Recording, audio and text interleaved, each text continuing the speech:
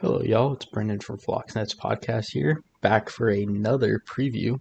This week is week 12, and the Seattle Seahawks are taking on the Arizona Cardinals. This game is at 1 p.m., 1:25 p.m. Pacific, 4:25 p.m. Eastern.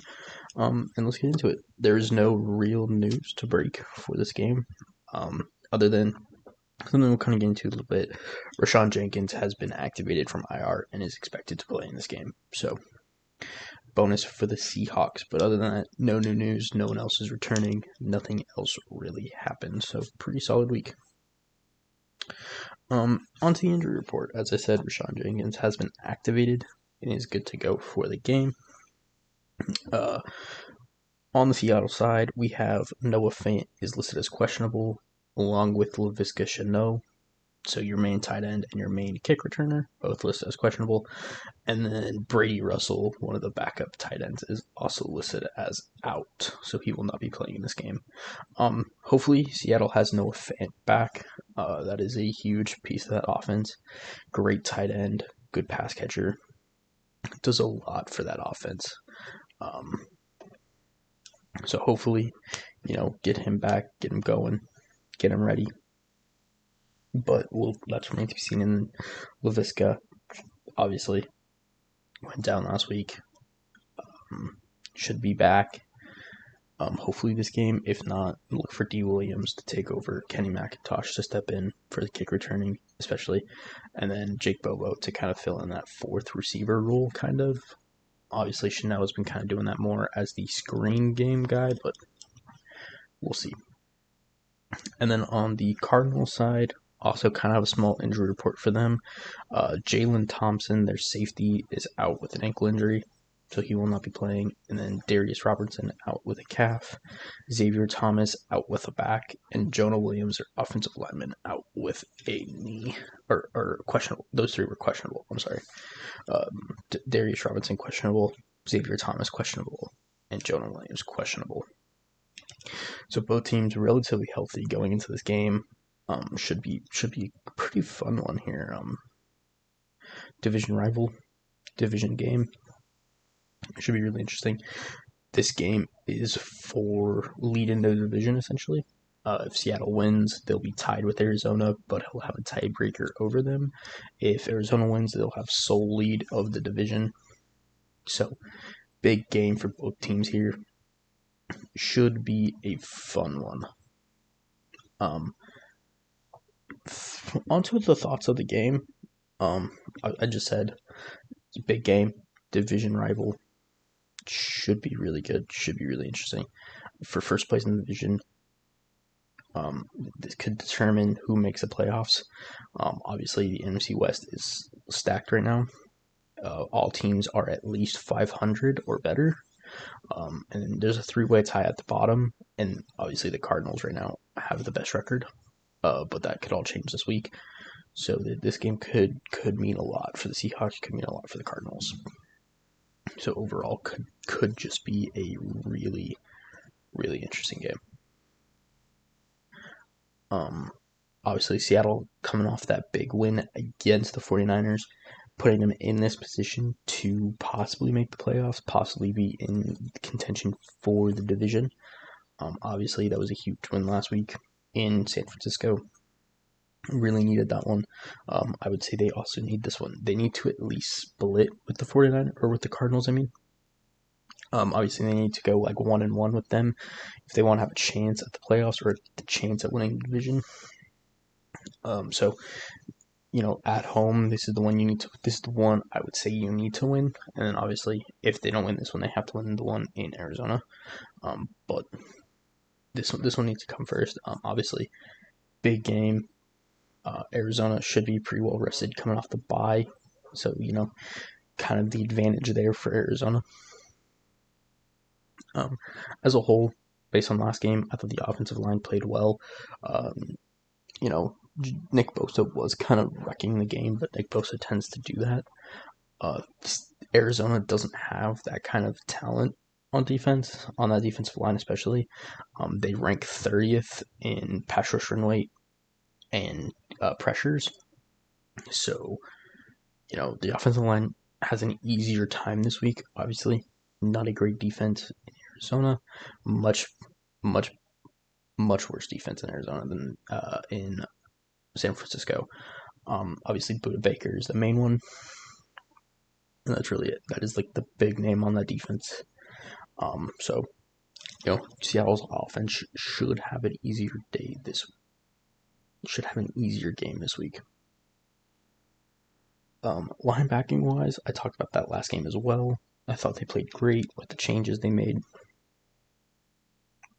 So hopefully, with those changes, we can continue playing well at the linebacking level. Obviously, James Conner is a really quality running back, so the linebacking unit has to be able to limit him, has to be able to, limit Kyler Murray's legs, which I think is going to come down to the linebackers and to the defensive line.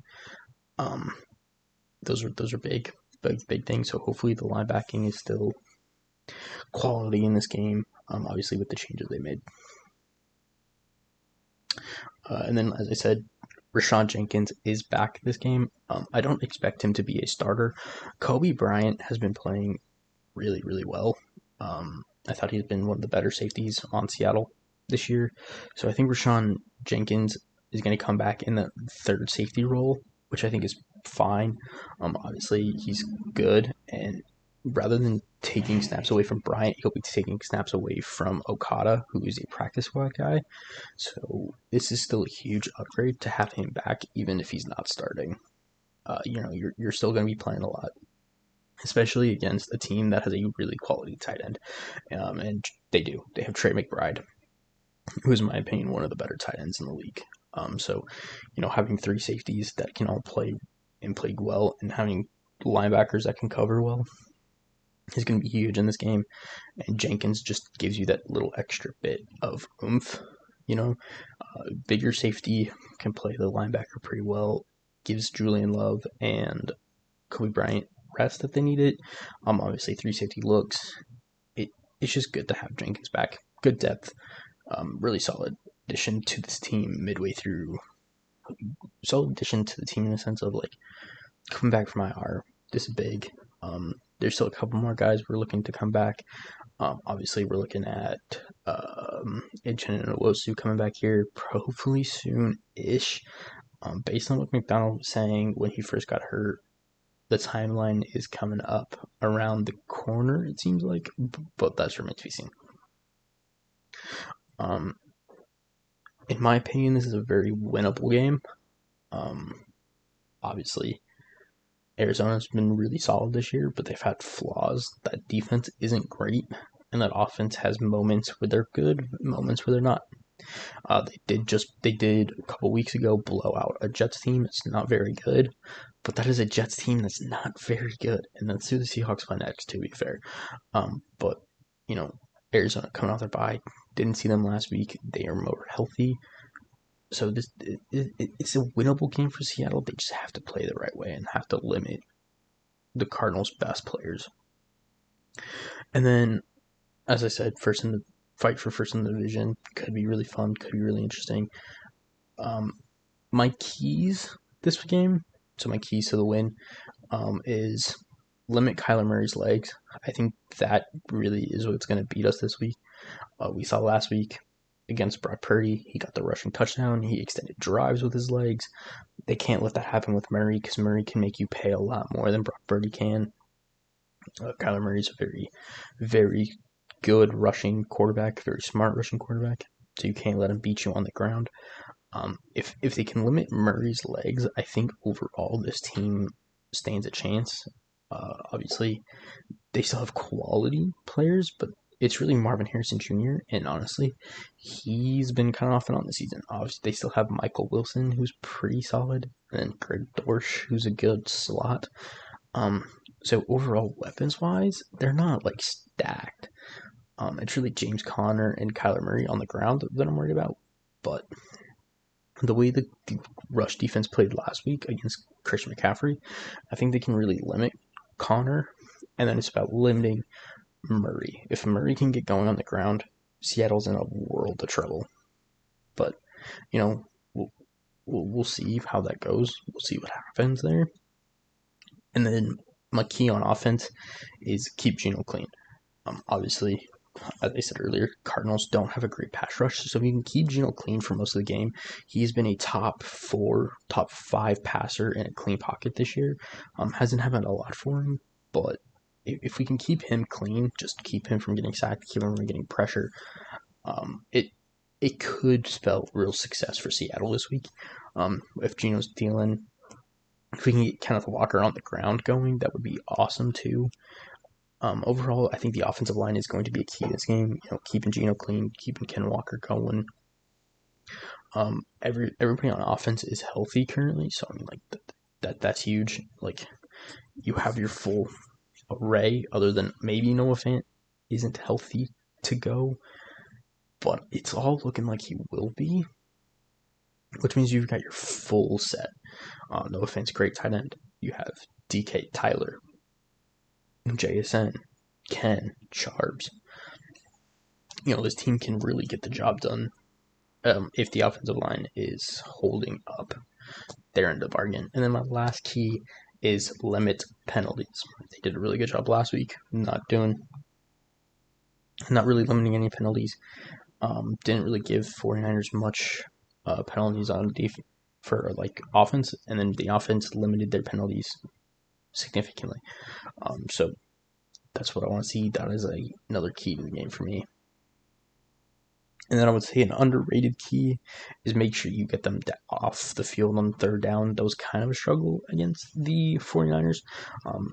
Obviously, Juwan Jennings did have a couple just miracle plays on third and long, but I would like to see the third down defense kind of improve a little bit more than what they did last week.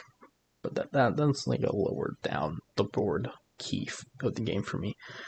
But also included here just because it is worth noting that the third down defense was not it last week. Juwan Jennings was cooking them on third down a lot. So I really want that to change this week. Obviously, Juwan Jennings is kind of a different type of receiver than what the Cardinals have, but it's still worth noting. For the score prediction, I'm going to go kind of a modest one. I do think this is going to be a really close game because of all the reasons I gave for first in the division rivals. This game means a lot, so I think it'll be close. So I'm going to go 20-17 Seahawks. I think it'll be close. I think it'll come down to one score. I was tempted to give the Seahawks a touchdown to a 6-point lead, but I'm going to go 20-17 Seahawks. I do think this game is going to be close. Not really high scoring, but still have some points on the board. So I think like I said, I think this will be a really good game and a kind of a game to watch this week.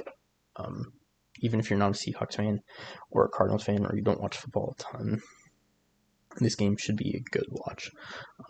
So that's really my thoughts on it. That's kind of it. This is a pretty short one this week. Just didn't have a ton to talk about. Obviously, nothing really happened midway through the week. Like Connor Williams retiring or something like that. So, kind of a shorter one. If you liked it, like it, comment. Let me know if you want me to change anything. Obviously, you can subscribe. Those are the best ways to support the channel. Go check out the Ravens preview. It's going to come out here in a little bit as well. That Dallas is going to do, my co-host. And then check out the main podcast. Those come out every Wednesday. And we're trying to be more consistent about that, but they're coming out every Wednesday. And they're really fun. Me and my co-host Dallas run those. And then obviously we have our previews for the Seahawks and the Ravens. Go check that out. And that being said, I've been Brendan. See you.